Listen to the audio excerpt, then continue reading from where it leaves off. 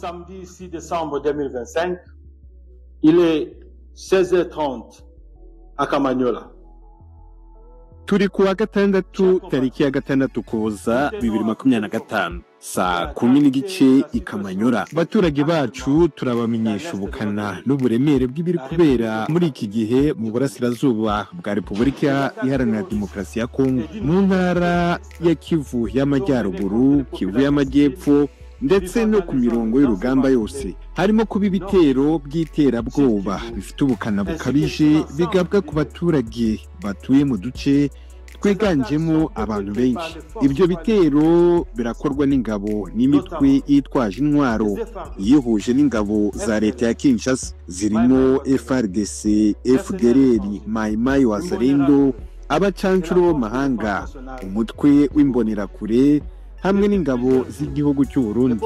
Muri ibi bihe abaturage bo mu burasirazuba bwa Kongo bakomeje kugabwaho ibitero byambukiranya imipaka biturutse ku butaka bw'u Burundi n'ingabo zishyigikiwe n'ubutegetsi bwa Kinshasa. Ibi byose biraba mu gihe twakomeje kubahiriza amasezerano yose yasinywe yiganjemo itangazo ry'ibyemeranyijweho ryo kuwa 24 Mata 2021, amahame y'amasezerano ngenderwaho yo kuwa 19 Nyakanga 2021, amasezerano yo kugenzura n'ishyirwa mu bikorwa ry'ibyemejwe tariki ya 14 Ukwakira 2025 n'amasezerano y'amahoro yo kuwa 15 Ugushyingo 2025 yasinyiwe Doha. Baturage bacu, Uburundi bumaze iminsi irenga 4 burashe mu midugudu yacu buturutse ku butaka bwabwo, bigahitana abagore n'abana, bugatera ubuhunza bene igihugu bacu, bugasenya amashuri, amavuriro, insengero ndetse n'ingo z'abaturage.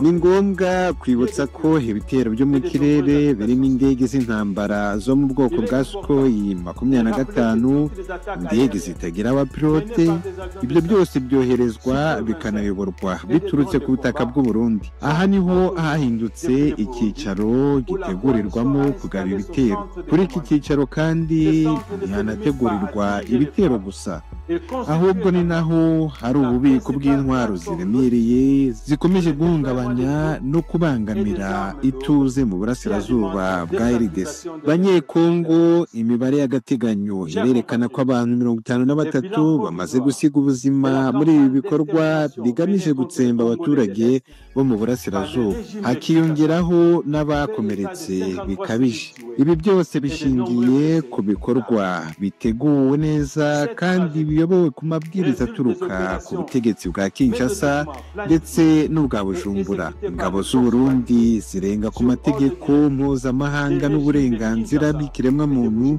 kuko ni nazo zifite ibikorwa byo gushyingura abasirikari n'abacancuro bo muri ibi bikorwa mu byobo rusange. Ibi byose bigamije guhisha ibimenyetso n'ukuri. AFC M23 irahamagarira abanyekongo bose, abahungu n'inkumi b'iki gihugu, kwishyira hamwe no gukorera hamwe mu rugamba rwo kugarura ububasha bwa leta kuri iki gihugu no guhashya akaduruvayo kateguwe n'ubutegetsi bwa Kinshasa na Bujumbura. Abaturage bacu, AFC M23 yongera guhamya ko izakomeza kurengera no kurwanira ubuzima bw'abasivile uko bishoboka kose. Yes, ngayo nguko rero murabyiyumviye ibyo Lawrence Kanyuka, uyu nguyu akaba ari umuvugizi wa AFC M23 yaje kuba atangaza avuga ati rwose ibitero biri kuva mu gihugu cy'u Burundi rwose bikomeje kwica abasivile, bikomeje kwica abaturage b'inzirakarengane hariya muri Sud Kivu. Mu mashusho ari kugenda akwirakwizwa ku mbuga nkoranyambaga, nuko bitashoboka ko tuyabereka kubera ko twaba turenze ku mabwiriza ya YouTube. Imirambo igiye inyanyagiye impande zose mu mirwano yabereye ku munsi w'ejo hariya muri Sange.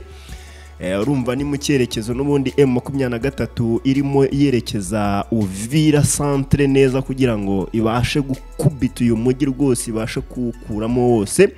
Abarwanyi bose ba FDLR, abarwanyi ba FARDC, abarundi, Wazalendo bose babakunkumure bakubure umujyi usigare ari uwa Uvira.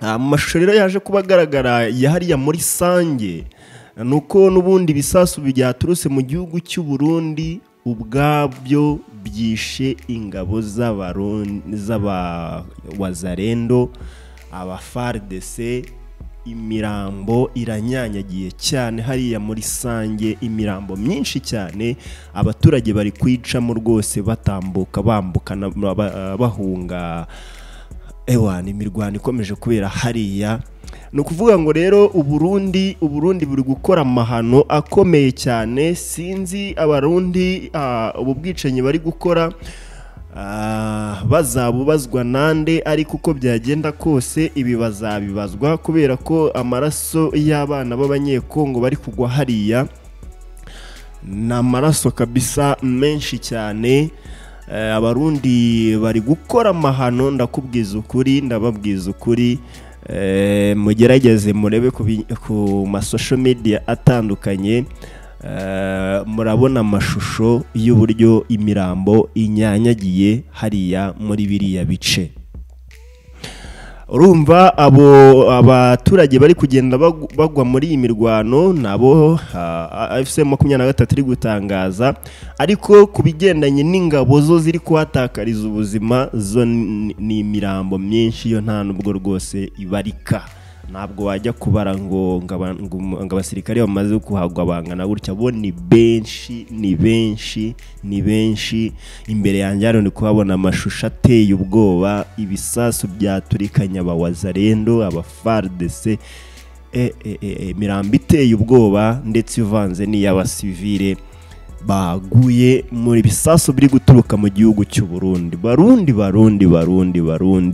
barunda ya maraso y'abana b'abanyekongo muzayabazwa ntabwo ibi bintu biraza kurangirira ahangaha kubera ko ibikorwa muri gukora muri Sud Kivu ni ibikorwa biteye ubwoba urumva bo barafata ibisasu bakohereza ngo barashe kuri M23 ahubwo bikarangira bihekuye ubwabo bikarangira bihitanye abasirikari bari muri biriya bice b'abawazarendo n'aba FARDC urumva ni ikibazo gikomeye cyane gusa kugeza magingo aya nuko M23 iri mu birometero bikeya cyane kugira ngo ibe yasatiriye umujyi wa Uvira urumva ndetse n'amashusho ari gukomeza kugaragara n'amashusho y'aba M23 kabisa bari mu rugendo rukomeye cyane benshi bari kwerekeza no muri ibyo bice bya Sange byose kugira ngo babashe kubikuramo neza cyane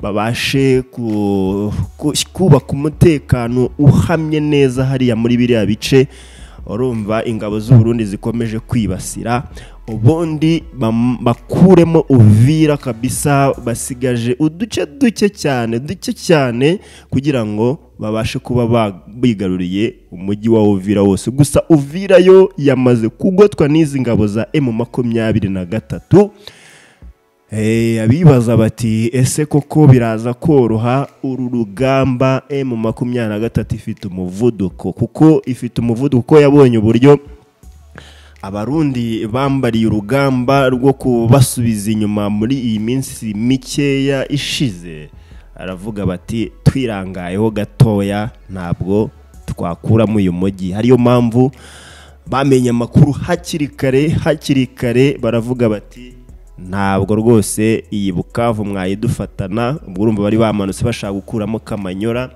ariko bose iri kugenda birukansa kabisa benshi bari guhunga ingabo z'abarundi bari guhunga utahasiza agatwe nyine agakizwa n'amaguru nuko nguko byifashe kugeza magingo aya ngaya Yes, mu yandi makuru rero nakubwira muri iki gitondo twihuse cyane abari update kugira ngo dukomeze tubakurikiranire ku murongo rugamba uko byifashe dutera icyumvirizo na bagenzi bacu bari hirya bari muri biriya bice bya Sud Kivu kugira ngo tubagezeho amakuru yizewe cyane, amakuru kabisa y'ukuri kuko twebwe icyo twiyemeje no kubahuza n'amakuru. Rero ni mu gihe kuwa kane tariki ya 5 Ukuboza Repubulika ya Demokarasi ya Kongo n'u Rwanda byemeje amasezerano i Washington agamije guhagarika amakimbirane mu burasirazuba bwa Repubulika ya Demokarasi ya Kongo.